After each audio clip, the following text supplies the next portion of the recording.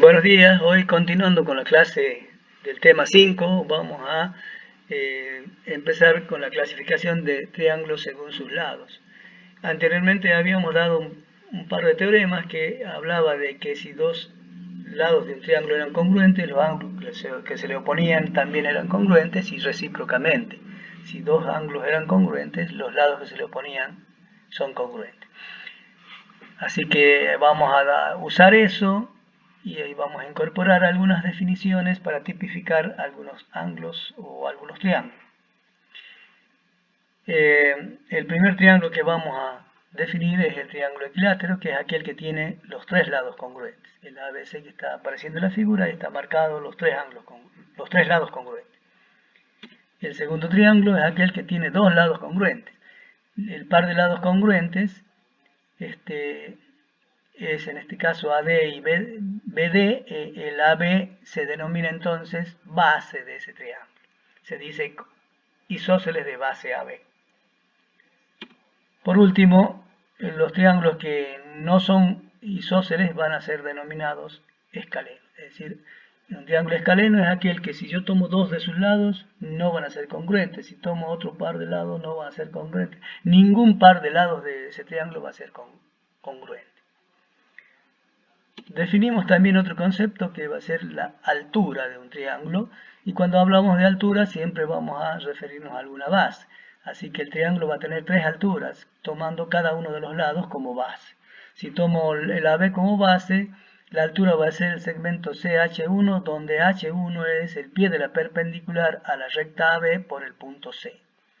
De la misma manera podemos trazar la altura con respecto al lado BC, será el segmento AH2, y por último la altura con respecto al AC, que será el segmento BH3. Si consideramos las rectas que contienen a esas rectas se van a cortar en un punto que se denomina ortocentro, que es uno de los puntos notables del triángulo. Lo importante que hay que tener en cuenta es que las que se cortan en puntos son las rectas que contienen a la altura, no siempre las alturas, ¿no? Así que, ¿por qué? Porque el punto ese de intersección de las rectas que contienen a las alturas puede caer en el interior del triángulo, que en ese caso las alturas sí se van a cortar, puede caer en alguno de los lados del triángulo o puede estar en el exterior del triángulo. Eso se puede mirar en forma dinámica, trazando con el soft GeoGebra un triángulo, encontrando las rectas perpendiculares a cada uno de los lados por el vértice opuesto, marcando el punto de intersección y luego moviendo alguno de los vértices del triángulo para ir cambiando los triángulos y viendo cómo va cambiando ese punto hasta ubicarse pasando del interior a uno de los lados al exterior del mismo.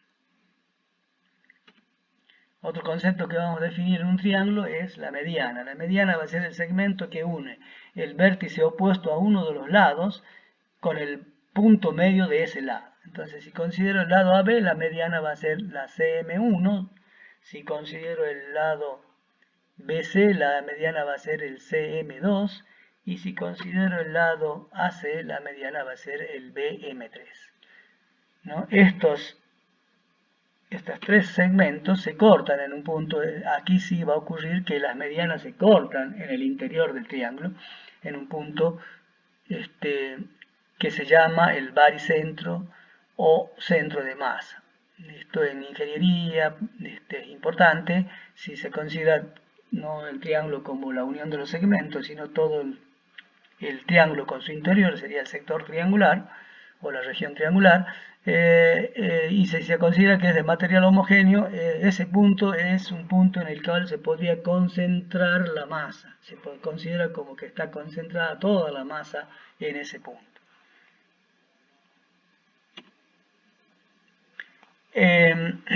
Con estas definiciones que hemos incorporado y los teoremas anteriores, podemos enunciar una serie de proposiciones. El orden que está acá no necesariamente será el orden en el que uno pueda tratarlas. De hecho, conviene, por ejemplo, hablar de la 5.3, luego de la 5.2, luego de la 5.1 y de la 5.4. O bien de la 5.3 y 5.4 conjuntas y después 5.1 y 5.3. La 5.1 y 5.2, perdón. La 5.3 me va a hablar de que si un triángulo es isósceles, entonces tiene dos ángulos congruentes. Esto es evidente porque cuando un triángulo tenía dos ángulos congruentes, por el teorema, los ángulos que se le oponían también eran congruentes, así que si el isósceles que tiene dos lados congruentes va a tener también dos ángulos congruentes. Y es justificable con el teorema que acabamos de demostrar en la clase pasada. Si un triángulo es equilátero, entonces es isósceles, eso es inmediato por la definición. Isósceles necesita tener dos lados congruentes, el equilátero tiene tres, así que tiene dos. Si un triángulo es equilátero, entonces tiene sus tres lados congruentes, sus tres ángulos congruentes. El equilátero tiene tres lados congruentes. Si tomo dos de ellos, los ángulos que se le oponen son congruentes. Si tomo el tercero con uno de ellos, los ángulos que se oponen son congruentes. Como todos los lados son congruentes, entonces los ángulos serán también congruentes. Esto gracias al teorema de que a ángulos congruentes o lados congruentes se oponen ángulos o lados congruentes.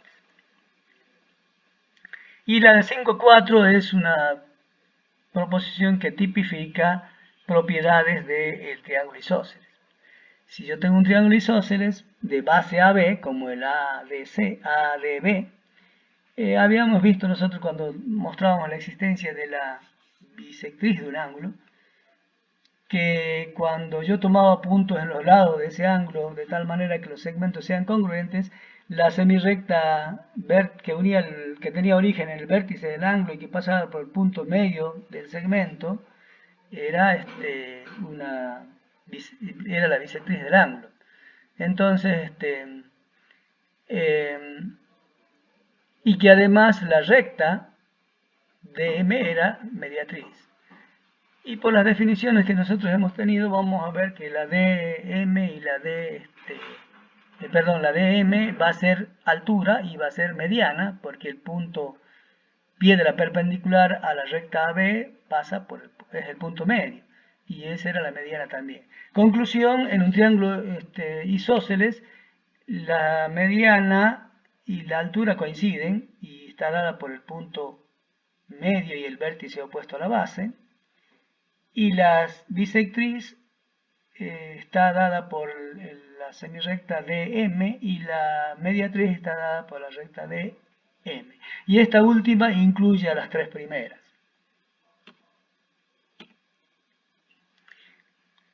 Nosotros ya tenemos definido ángulos, tenemos definidos segmentos, y ahora vamos a definir una operación suma de segmentos y de ángulos. Para los segmentos, la definición dirá que si yo tengo un segmento AB y tengo dos CD y F, vamos a decir que el AB es suma de esos otros dos, si es que existe un punto H perteneciente a la B, tal que el AH es congruente con CD y el HB es congruente con el EF. Si consideramos un gráfico, ahí tenemos los tres segmentos, y queremos decir que el AB es suma del CD y el EF. Entonces, lo que tenemos que hacer es sumar los segmentos CD y EF, y la suma se realiza transportando sucesivamente los segmentos que tengo que sumar. Entonces, vamos a transportar el segmento CD sobre la semirrecta AB. Y el C se va a transformar en A y el D se va a transformar en un punto de esa semirrecta. Ese punto pertenece a la semirrecta, entonces puede estar entre A y B, puede ser B o puede ser tal que el B esté entre A y ese punto, imagen de D. Entonces, si nosotros queremos ver queremos mostrar que es la suma AB, es la suma de CD y F, cuando transportemos, tiene que estar entre AB en la imagen de D. Veamos el transporte y ahí tenemos el punto H, está entre A y B de tal manera que el AH era congruente con el CD que hemos transportado. Y ahora tenemos que transportar el segmento EF sobre la semirrecta HB. En ese caso, el E se va a transformar en H y el F se va a transformar en un punto de la semirrecta, que podrá ser entre H y B, que podrá ser B o podrá ser tal que el B esté entre H y la imagen de F. como queremos mostrar que esto es suma de los dos, el F va a coincidir con el B. Ahí está. Entonces, esto comprueba que el AB es suma del AH y el HB, pero el AH y el HB eran los transportados CD y EF, así que el AB es suma de esos dos. Bueno, como toda suma, vamos a ver si es conmutativa. Aquí esta proposición me va a decir que efectivamente esta suma es conmutativa. Si AB es suma de CD y F, entonces también AB va a ser suma de EF y CD. Es decir, si yo transportara primero el EF y luego el CD, como el anterior transporte me daba el AB, este también va a pasar lo mismo. Suma de ángulos. Va a decir exactamente lo mismo, pero con ángulos. Dado el ángulo AB y los ángulos CD y F, vamos a decir que AB es suma de CD y F si existe una semirrecta H interior a la B tal que la H es congruente con el CD y el HB es congruente con el AB. Acá tenemos los tres ángulos y entonces para hacer la suma vamos a tener que ir transportando el CD y el EF hacia el AB para ver si justo nos da el ángulo suma de los dos, el ángulo AB. Transportamos primero el ángulo CD. ¿Sobre quién? Sobre la semirrecta A y el semiplano de borde de la recta que la contiene y que incluye al otro lado B. Hacemos el transporte y vemos que el C se transformó en A y el D se transformó en H, que es interior a la B.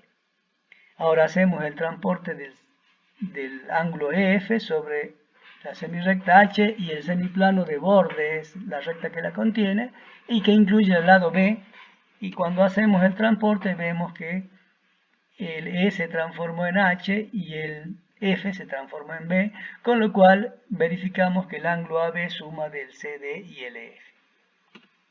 De la misma manera que pasaba para los lados, esta suma va a ser conmutativa, es decir, si el AB suma de CD y F, entonces también el AB va a ser suma de F y CD. Es decir, no importa en qué orden hagamos el transporte de los ángulos, el resultado siempre va a ser el mismo.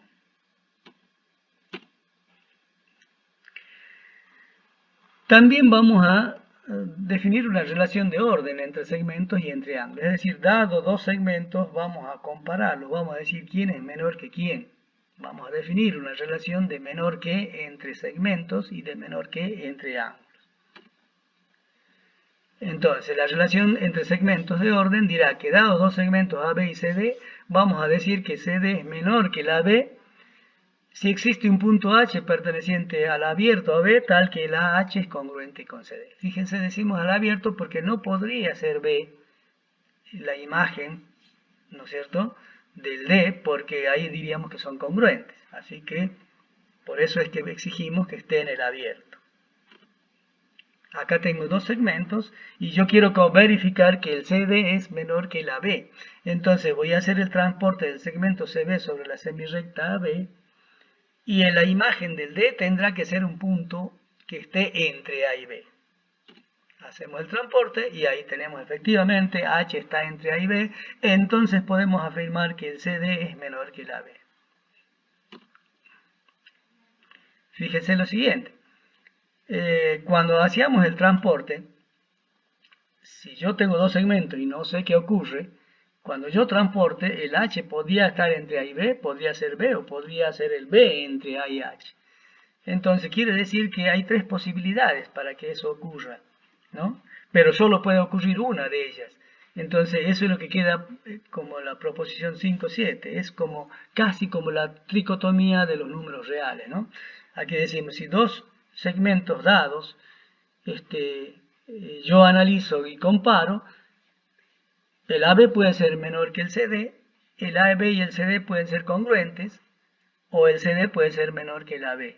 Eso de acuerdo a cuando haga el transporte, cómo cae el punto H en la semirrecta AB.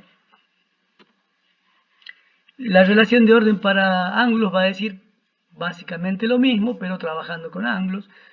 dado dos ángulos AB y CD, vamos a decir que el CD es menor que el AB y escribiremos CD menor que AB si existe una semirrecta H interior a la B tal que el AH es congruente con el CD. Entonces, acá tenemos los dos ángulos y yo quiero verificar que el CD es menor que el AB. Entonces, cuando haga el transporte del ángulo CD sobre la semirrecta A y el semiplano de borde y la recta que la incluye y que contiene al otro lado B, la imagen de C va a ser A y la imagen de D tiene que ser una semirrecta interior a la B, con lo cual se cumple la definición de menor que. Hacemos el transporte y efectivamente el H es una semirrecta interior a la B y entonces el ángulo va a ser menor que la B. El ángulo CD va a ser menor que la B.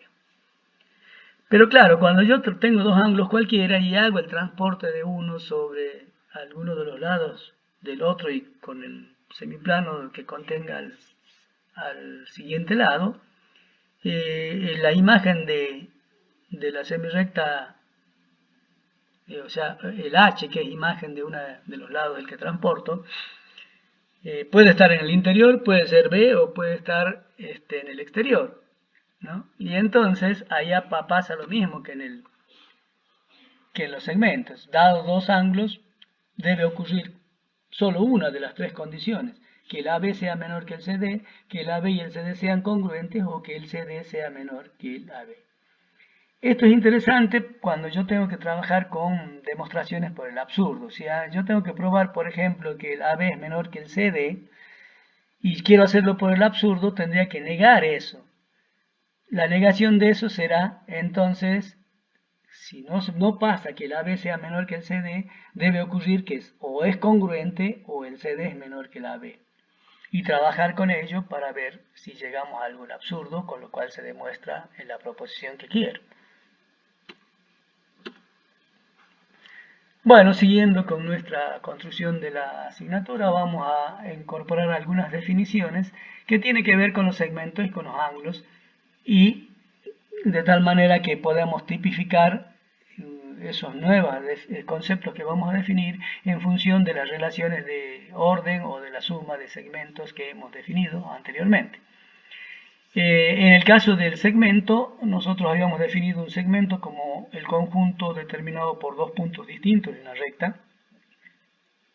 Ahora, si yo le doy la posibilidad de que esos dos puntos, que los llamamos extremos del segmento, coincidan, tendríamos un conjunto unitario.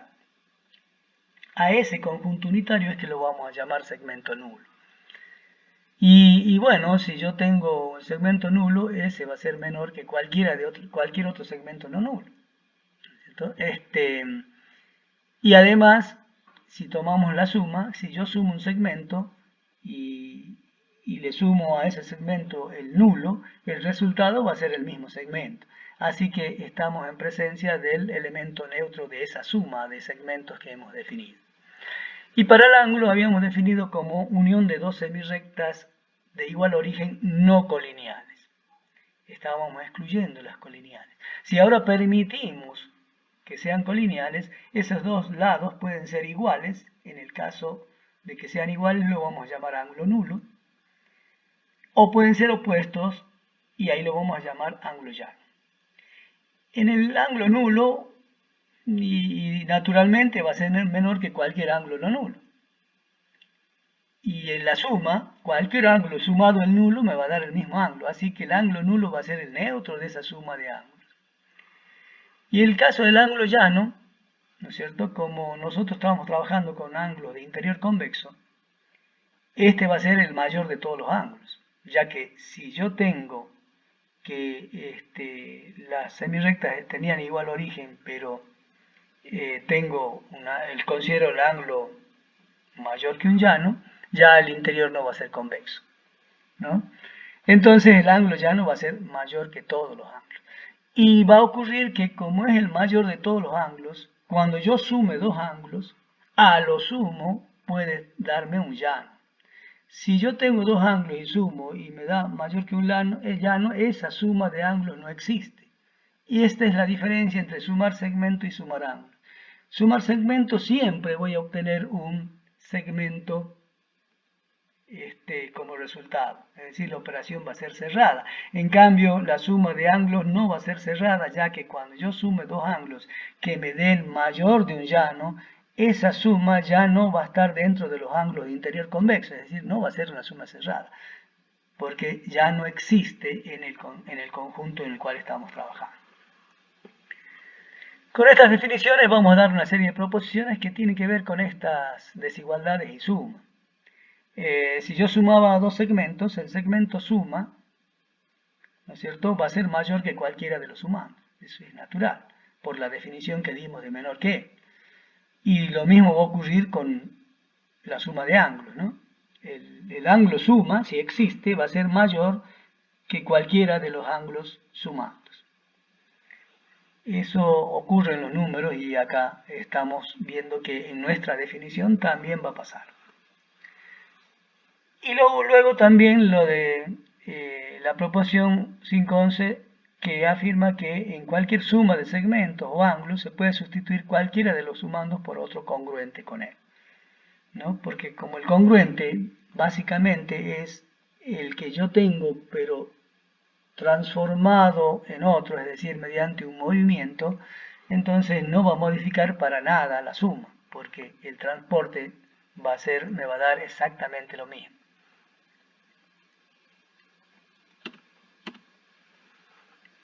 Bueno, con esto podemos clasificar los triángulos según sus ángulos y vamos a incorporar las respectivas definiciones. Vamos a decir que un ángulo es agudo cuando sea menor que un recto. Entonces veamos, si tengo dos rectas R y S que sean perpendiculares, puedo construir un ángulo recto tomando como origen la intersección de esas rectas perpendiculares y un lado en una y otro lado en otra, con lo cual el A y el B están incluidas en rectas perpendiculares y va a ser un ángulo recto el AB. Si tomo una semirrecta interior como el D, entonces el ángulo CD, donde C va a ser igual a A, va a ser un ángulo que es menor que el AB, que es recto. Ese va a ser un ángulo agudo. Ahora, si tomo un ángulo F de tal manera que la semirrecta B esté en el interior del ángulo F, entonces el F es mayor que el AB, que es recto. Ese va a ser un ángulo llamado obtuso. Para el caso de que tengo la D interior al AB, tengo dos ángulos, el AD y el DB. El AD y el DB suman AB. Entonces, dados dos ángulos cualquiera, si la suma de ellos es un recto, a eso lo vamos a llamar complementarios. Ahora, si tengo los ángulos AD y DG, donde A y G son semirrectas opuestas, la suma me da el ángulo AG, que es un llano. Entonces, dado cualquier par de ángulos cuya suma me dé un llano, esos ángulos se dicen que son suplementarios. Y ahora vamos a tipificar los triángulos. Si un triángulo tiene un ángulo recto, lo vamos a llamar rectángulo. Y se dice que es rectángulo en el vértice del ángulo recto. Y al lado que se le opone al ángulo recto se lo llama hipotenusa y a los otros se los llama catetos. Si tengo un triángulo que tenga un ángulo obtuso como el ABD, el ABD es un triángulo que tiene un ángulo obtuso como el BAD, ya que el recto es menor que ese. Entonces, a eso lo llamamos obtusángulo al triángulo. Y el ángulo obtuso será el vértice del, obtusángulo en A, diríamos, donde A es el vértice del ángulo obtuso. Y por último, el triángulo acutángulo, que va a ser aquel que tiene los tres ángulos agudos. Bueno, con todas estas definiciones que hemos dado y clasificaciones de los ángulos y los triángulos, vamos a dar algunos teoremas que van a comparar lados y ángulos de un triángulo. El primero que vamos a dar es el teorema 5.5, que es llamado primer teorema del ángulo exterior de un triángulo, que afirma que en todo triángulo un ángulo exterior, cualquiera de ellos, es mayor que los interiores no adyacentes a él. Sabíamos que un triángulo tiene 3 ángulos interiores y por cada ángulo interior hay 2 exteriores. Entonces vamos a hacer la demostración para algunos de los ángulos interiores y la demostración es similar para los otros. Entonces decimos que yo tengo un triángulo ABC y vamos a demostrar que si tomo un ángulo exterior, uno de los ángulos exteriores adyacente, por ejemplo el ángulo ABC, ese ángulo tiene que ser mayor que el ACB y el CAB. Entonces para ello tomamos un punto D que sea de la recta AB de tal manera que el B esté entre A y D, con lo cual el CBD va a ser el ángulo exterior que estoy considerando. Vamos a considerar los semiplanos alfa y alfa prima de borde BC, donde alfa va a contener al A y alfa prima va a ser el opuesto, y los semiplanos beta y beta prima de borde AB, donde el beta va a contener al punto C y el beta prima va a ser su opuesto. ¿Esto para qué? Para poder trabajar con la demostración que tenemos que hacer. Vamos a hacer la primera desigualdad, que ACB es menor que CBD. Como yo tengo que demostrar una desigualdad, deberá ser que existe una semirrecta interior al mayor que determina con alguno de los lados del ángulo mayor a un ángulo congruente con el menor. Así que tendré que buscar alguna transformación rígida que al vértice del menor lo transforme en el vértice del mayor, porque la semirrecta interior tiene su origen en el vértice del ángulo, así que necesariamente tengo que hacer eso. Y naturalmente surge que si el C se tiene que transformar en B, eso es posible con la simetría central de centro M, donde M es punto medio del segmento CB. Y en esa simetría el C se transforma en B, el B se transforma en C, y el A se transformará en un punto A'. Como el A está en el alfa, el A' estará en el alfa'. En este caso particular, el A está en el alfa abierto, es decir, en el alfa menos la recta BC. Por lo tanto, su imagen estará en el abierto alfa', que va a ser alfa' menos la recta BC. Y esto es importante porque como yo quiero que la semirrecta que sea interior al ángulo mayor, va a ser una semirrecta de origen B y que contenga a quién, a la prima. Así que el A' tiene que ser un punto del interior del ángulo CBD. Por lo tanto, tiene que estar en la intersección de los semiplanos abiertos alfa' menos BC y beta menos AB. Ya hemos probado, recién acabamos de probar que A' está en el alfa' menos BC. Bastará probar que también está en el beta menos AB para poder afirmar que es un punto del interior del ángulo y en consecuencia la semirrecta BA' interior al ángulo. Bueno, para ello, ¿qué es lo que tenemos que considerar? El B es un punto que está en la semirrecta AB y el A' está en el semiplano alfa' menos BC. Conclusión, el BA' está incluido en el alfa' menos BC, ¿no? Que es una de las cosas que nos interesaba. Si calculo la imagen del ángulo ACB, va a ser el ángulo A'BC, con lo cual el ACB y el A'BC son congruentes. Esa es una de las cosas que me interesa saber, ¿no? Ahí tenemos la semirrecta BA' que tiene que ser la semirrecta interior, ¿eh? Por eso necesitamos probar que la prima esté en el abierto beta menos AB. Como la prima está en el alfa' menos BC, tengo 3 posibilidades para la prima. Que esté en el beta menos AB, que es lo que yo quiero. Que esté en el A', que esté, perdón, en la semirrecta BD, que es la que está incluida en el alfa' menos BC. Y que esté, que esté en el beta' menos AB. Vamos a mostrar que el caso 2 y el caso 3 es un absurdo, que por lo tanto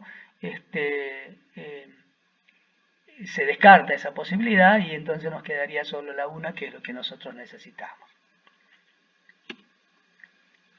Consideremos el caso 2, que esté en la semirrecta BD, ¿no?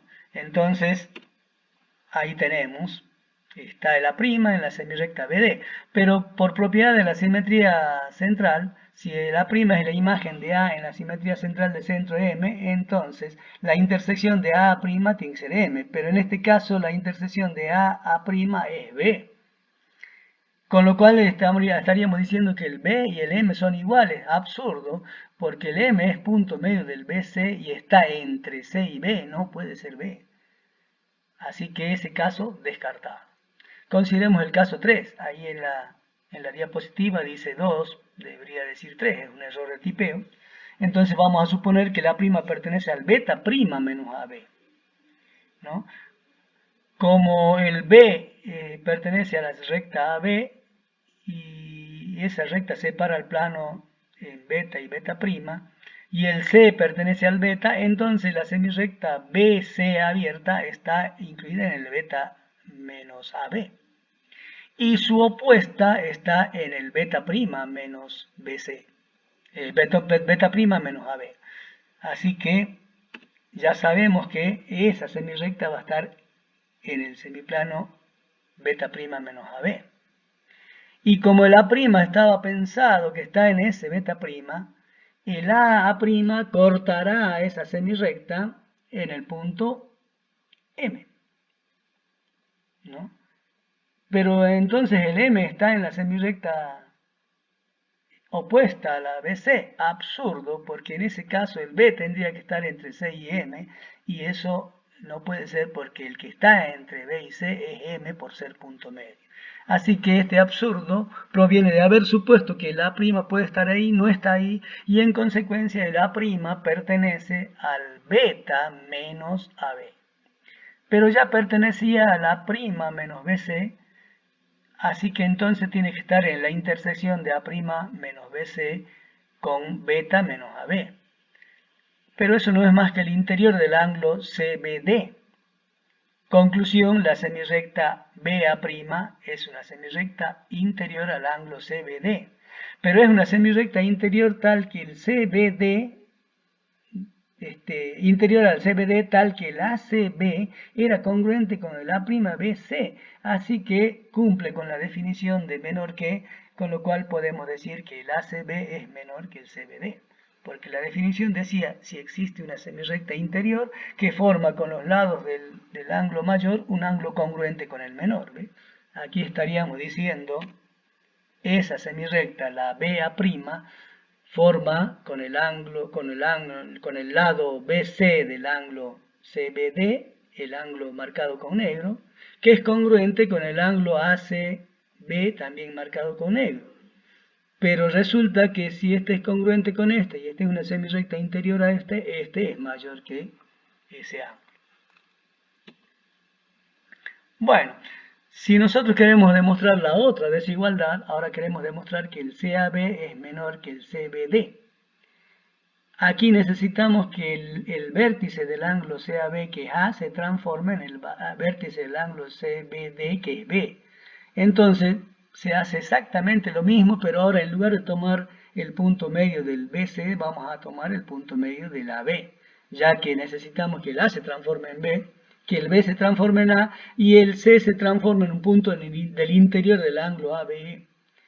Con lo cual tendríamos que la semirrecta BC' es interior al ángulo ABE y de tal manera que el ángulo CAB es congruente con el C'BA, ¿no? Así que el ABE es mayor que el CAB. Pero el ángulo ABE es opuesto al CBD por el vértice. Entonces son congruentes. Así que si reemplazo el primero por el otro, ya tengo demostrada la desigualdad. Bueno, tenemos un par de colorarios también acá relacionados con los triángulos, ¿no? Si teníamos un triángulo rectángulo, dice que los ángulos que no son el recto, o sea, distintos del recto, son agudos. Y eso es inmediato con el teorema de el ángulo exterior, ya que si tomo el ángulo exterior EAC, por el teorema es mayor que los interiores no adyacentes, que son los marcados con verde, y si es un recto mayor que esos son agudos por definición. Luego también está, con respecto al triángulo obtusángulo, es lo mismo, ¿no? Ahora el DAE es un agudo, y va a ser mayor que los verdes, que si son menores que y este es un agudo, estos también tienen que ser agudos. Bueno, aparece el teorema 5.6 que dice que a mayor lado se opone mayor ángulo en todo triángulo. Entonces, y recíprocamente a mayor ángulo se opone mayor lado. Y ahí aparece una serie de corolarios que, derivados de ellos, que tienen que ver con la perpendicular también, que nosotros estábamos hablando en el anterior. Si yo tomo la perpendicular y tomo puntos x y x' de tal manera que el x esté entre h y x', el ángulo PXH va a ser mayor que el PX'H siempre, porque este es exterior al triángulo y por el teorema va a ser mayor. Lo mismo pasará si tomo del otro lado, así que no hay inconvenientes con eso. Bueno, vamos a demostrar el teorema 5.6, es decir, que si yo tengo que AB es mayor que AC, entonces el ACB es mayor que el ABC, y recíprocamente, si ACB es mayor que el ABC, va a ser AB mayor que AC. Vamos a demostrar la ida, es decir, la directa, considerando el triángulo ABC de tal manera que AB es mayor que AC. En ese caso, sabemos que cuando transportemos el segmento AC sobre la semirrecta AB, vamos a encontrar un punto D que va a estar entre A y B, y que por lo que ya sabemos, ese segmento AB se apoya en el lado del ángulo ACB, entonces la semirrecta CD es una semirrecta del interior del ángulo, con lo cual el ángulo ACB es mayor que el ACD y también que el DCB, porque es suma de los dos, ¿no? Ahora bien, el triángulo CAD es un isósceles de base CD, con lo cual, por el teorema de al tener dos lados congruentes, los ángulos que se le oponen son congruentes, vamos a tener que los dos ángulos ACD y ADC son congruentes, esos que están marcados ahí en la gráfica, ¿no es cierto? Bueno, pero si yo considero el ADC, ese es un ángulo que es exterior al triángulo CDB.